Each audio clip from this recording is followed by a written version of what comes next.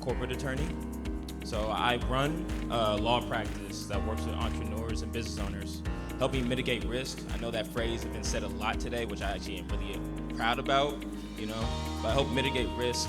In practice, that's helping with corporate structuring, governance, merger and acquisitions, fundraising, financings, and other commercial agreements. A little bit about myself. So before I started my practice, I used to work at an international law firm where I advised on complex mergers and acquisitions, as well as helping high-growth startups, think like the future Uber, the future Teslas, helping them get off the ground and negotiate transactions with their investors, helping them with IP assignment agreements, helping them onboard employees, helping with stock option plans, this, that, and the third. But that's not why I'm here today.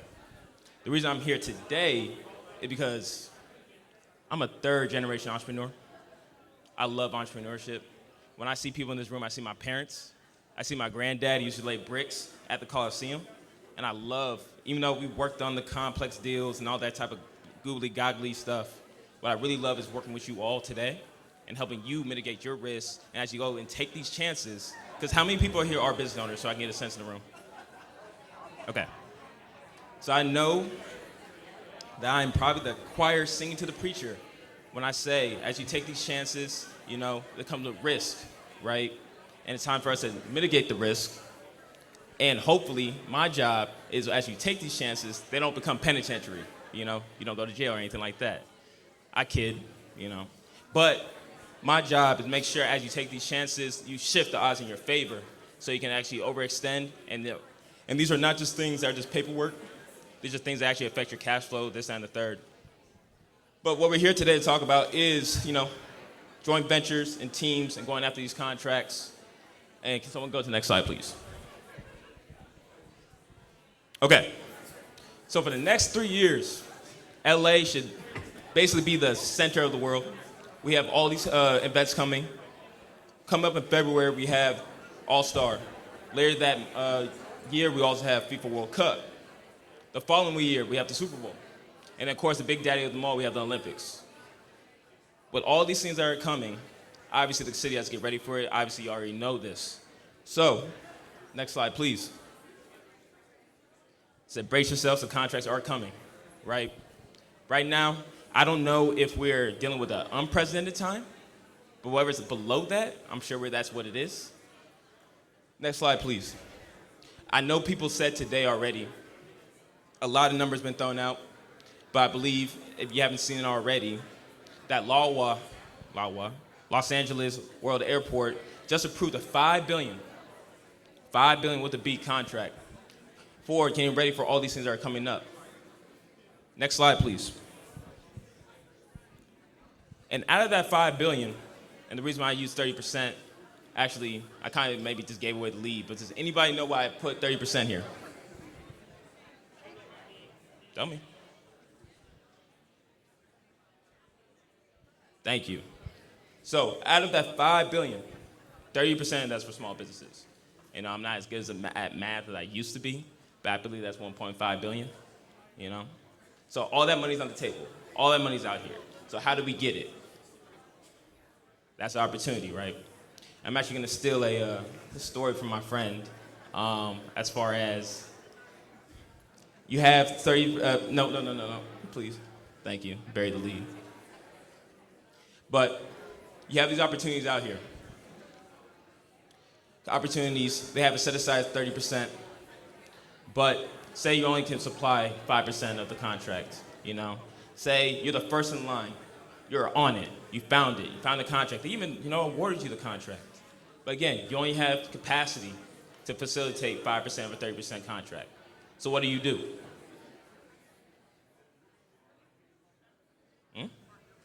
Thank you. You partner with somebody. Someone cautioned me for not say this, but how many people here are married? Okay. As people know, a marriage is a partnership, and a partnership can literally take you from 0 to 100, or the wrong partnership, unfortunately, takes you from 0 to, I don't even want to go there, right? Right. It's the same thing when we go after these opportunities. It's the same exact, not the same exact thing, but it's the same thing when we go after these opportunities. You need to make sure that when you are partnering, you know, you're managing, and now we can do the next slide, please. You're managing risk. Now, when I work with business owners, and they come to me, and they ask, Langston, why do I even need a lawyer? Actually, I'm kind of curious. How many people here actually use lawyers? You actually use a lawyer? Ah, who else has used a lawyer before? Okay. What was your experience like using a lawyer, though? You actually like us, or are we just those people that, like, yo, I have to deal with you, like going to a doctor for a checkup, or 50-50? Okay. So when you go out for your next contract, your next bid, will you actually want to use a lawyer, or you do think, like, you can actually do it yourself? And I'm not saying you can't, but I'm curious about your temperament. So you had a good experience? Great. In my experience, when I meet my clients, most of them are savvy. Most of them actually can, negotiate these agreements. They know how to actually memorialize what they want from the business side. But they don't necessarily know how to manage downside risk. So I want to give you a couple stories as far as what I tend to see, some patterns I tend to see as I'm counseling clients. We can go to the next slide, please. Okay. Meet Maya. All right. Maya's an electrical contractor. Solid. Great track record. Certified DVE. She's now eyeing the biggest opportunity that she's ever gotten because, again, all this money's coming to the city. Luckily for her, just like the Moses part of the sea, a big, large engineering firm comes in and says, hey, Maya, we love you. We love you. We want to work with you. Think you have the chops to actually get this job done, and your certifications are valuable. But we have to move quickly. We have to move fast, or we're going to lose this opportunity. I think all of us entrepreneurs in this room, we know what that feels like. So, hey, sign this agreement real quickly. Sign this agreement. We'll say, I'll even give you up to 40% of the contract. Of course, Maya's jubilated. She's like, oh, it's amazing. It's a $20 million contract, get 40% of it. This is great. All right, she signs it real quick, sends it in, shoots, let's see where it falls. Luckily, they won the contract, right?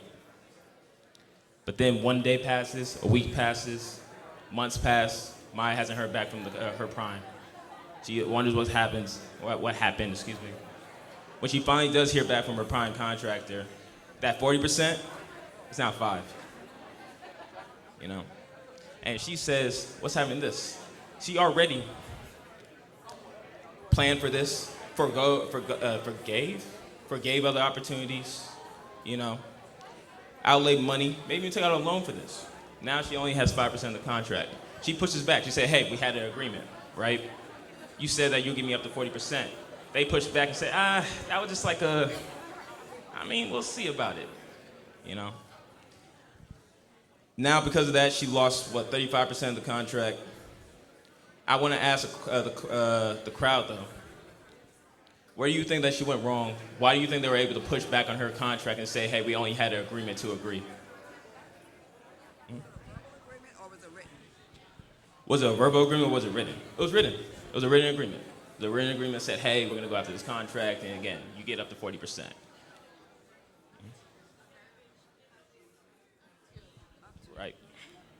Right. So if you ever have a large firm come to you and they say we want to actually, give you some work, and this is a real case. You can actually, I can't recall it off the top of my head, but as far as those languages up to, so one of the ways that people can try to take away work from you that you thought you had was not actually having a defined scope. Make sure that part is tailored.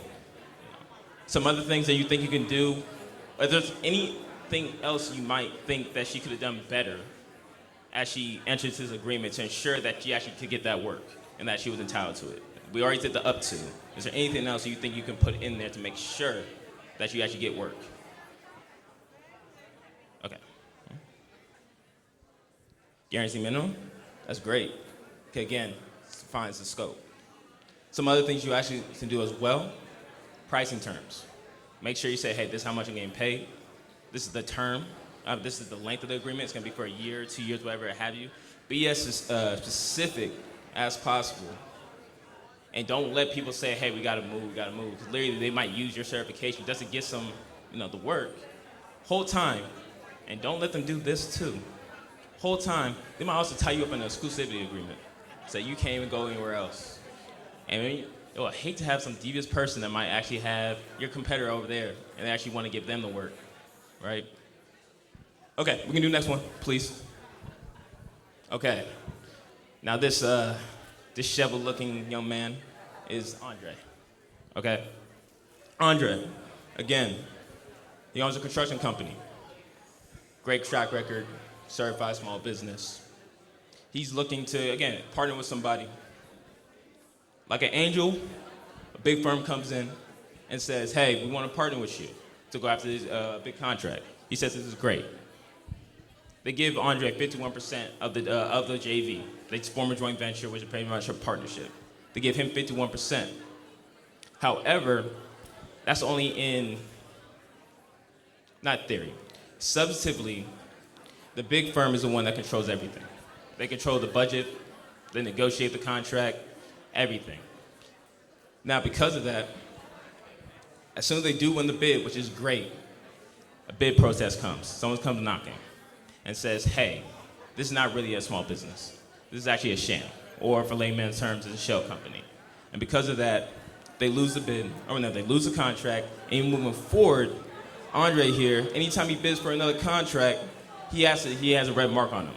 He damaged his reputation. Even worse, actually, I want to ask Cloud again.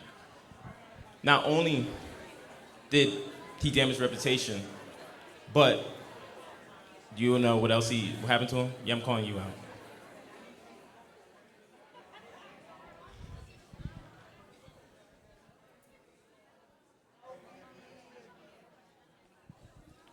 We have Andre here, right? Andre was approached by a big firm, and they said, hey, we want to partner with you because we need your certification as a certified small business, so you're going to be 51% of this deal, right? But substantively, they're the one that control everything. You know, they control the budget, they control the staff, they control the negotiation, what have you. So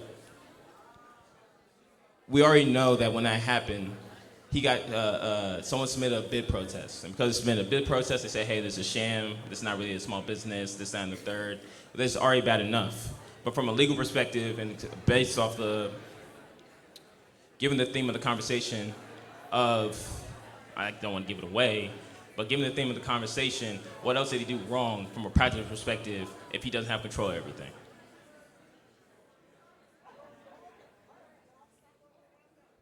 No.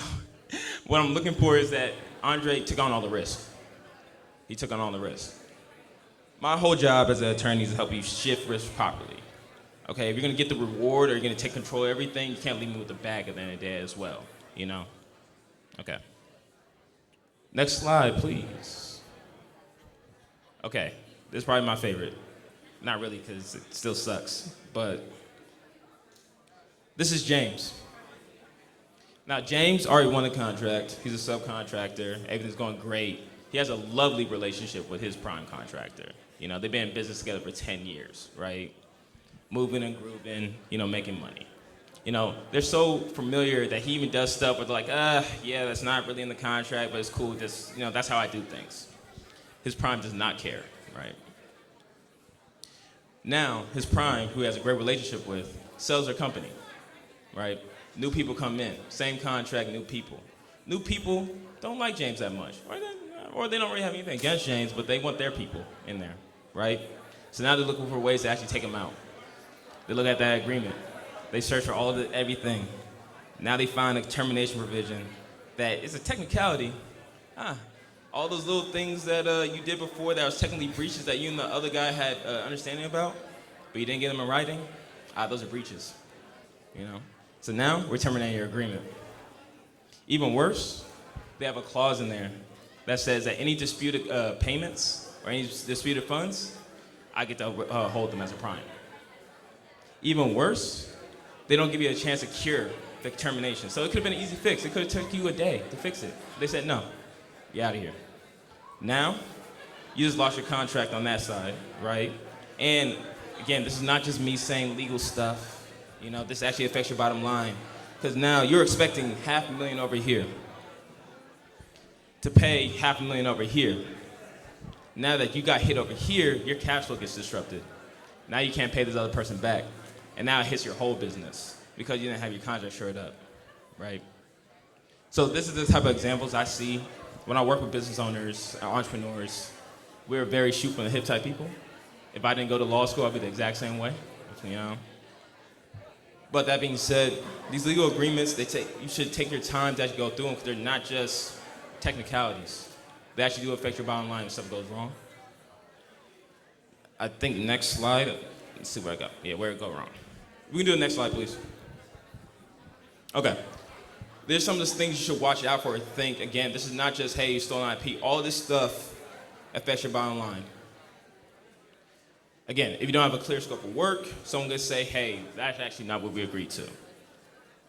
Hey, if you go into a partnership with somebody and you're actually exchanging confidential information, hey, someone actually might get your secrets, your competitor, and next thing you know, they take it and use it against you.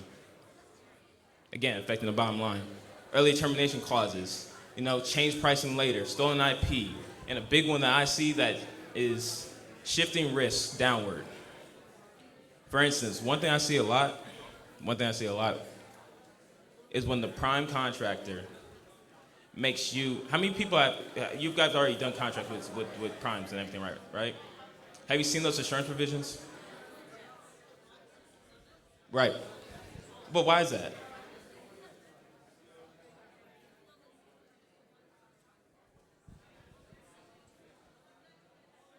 I like that. You ever, do you feel the need to actually accept it, or actually feel like you need to negotiate when you see it? Uh-huh. Uh-huh.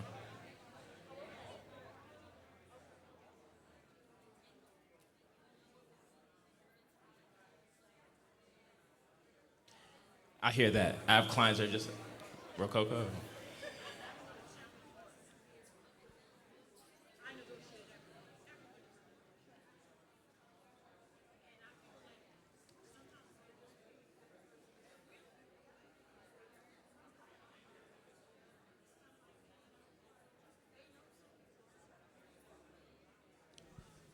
Ro-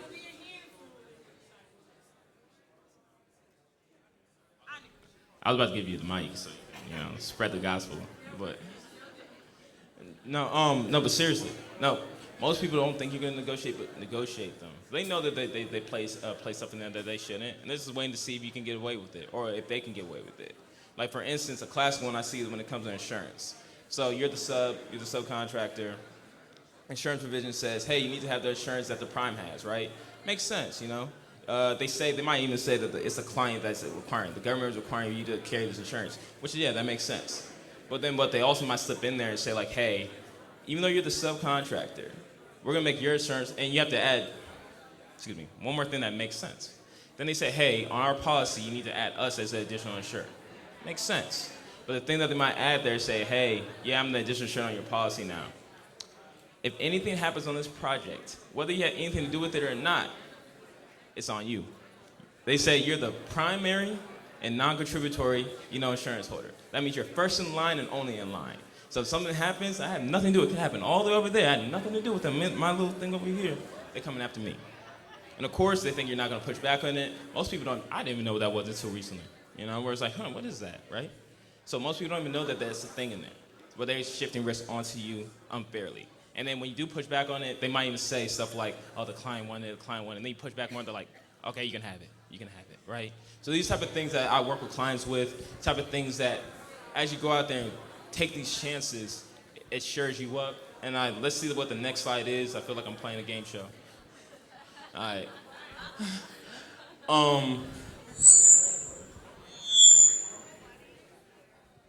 Okay.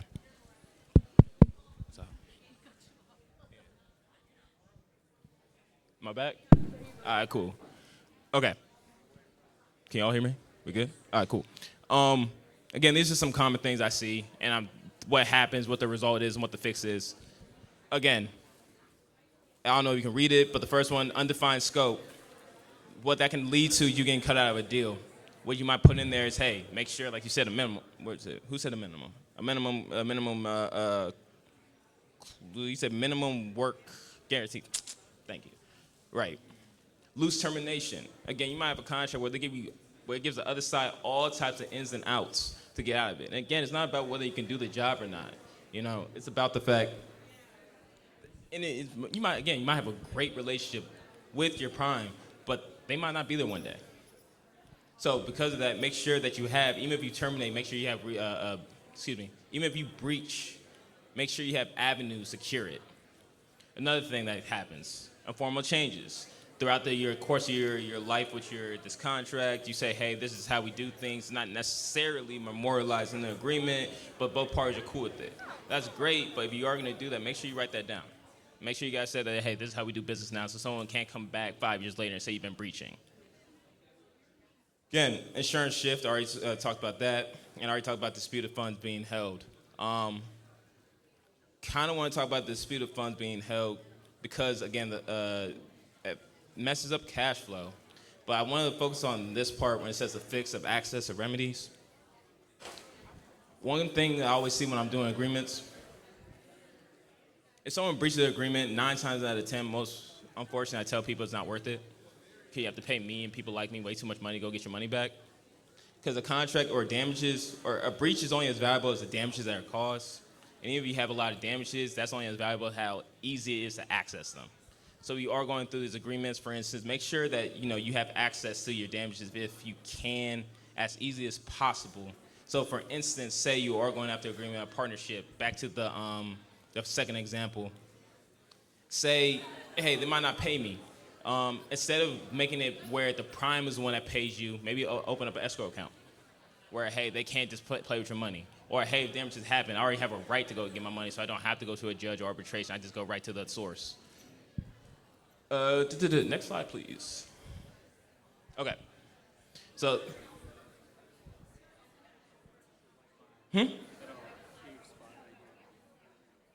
Yeah, she asked me if I can elaborate on the escrow account thing. So for that example, there's a lot of reasons why you use escrow account. For this example, it's like, hey, we're going after an agreement or a contract, and the contract says that they're going to pay my prime, and prime's going to pay me. But what if we don't trust your prime? Or maybe it's like, hey, maybe prime does something nasty to you or something. You want to have, it would be nice to have an account that's already funded, right? For instance, say like, maybe you put in your agreement that 5% of the funds from this contract are initially going to go to this other account.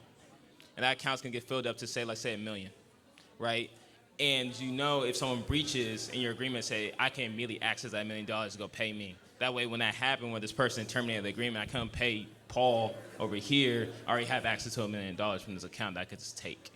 Doing stuff like that where it's like it doesn't disrupt your cash flow, your business, even if you do get hit. And that kind of goes to this picture. And what capacity?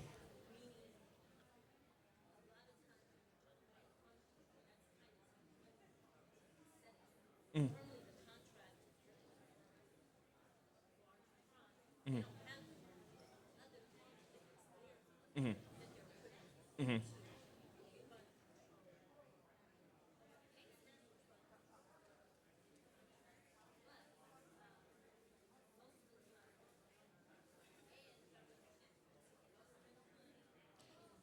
That's true. That's true. No.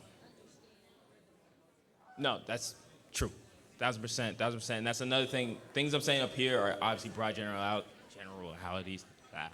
But as far as everybody's different, but in general, if you can, for instance, that's also why I said, hey, you might not have the money yet, but we're going to earmark the first 5% of this or 5% of this to this fund.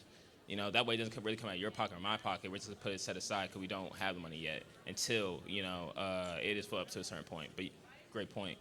But the reason I put this one together is many times people think we're just here as attorneys just to protect your downside, which is true. And that's why we have Floyd Mayweather to the left. If life or business is boxing, consider us to be your boxing coach. As far as when someone throws a punch, we help you slip it. So even if something happens, it's like, okay, you're going to be fine. You're going to be okay. We planned for this, right? And then on the right side, like I said, we're not just for your protection. You might think that, like I said, I'm the Reggie Bush. I don't know if you remember this hit. It was vicious. But you might think that when I say we're your shoulder pads as attorneys, that I'm thinking of Reggie Bush and protecting you. Honestly, I think of my high school football coach. And I remember he said that, people have been misconstrued in football. The pads are not for protection. They're a weapon. So here the same way. As you take chances, take these risks, as we mitigate them, it allows you to actually expand and do more.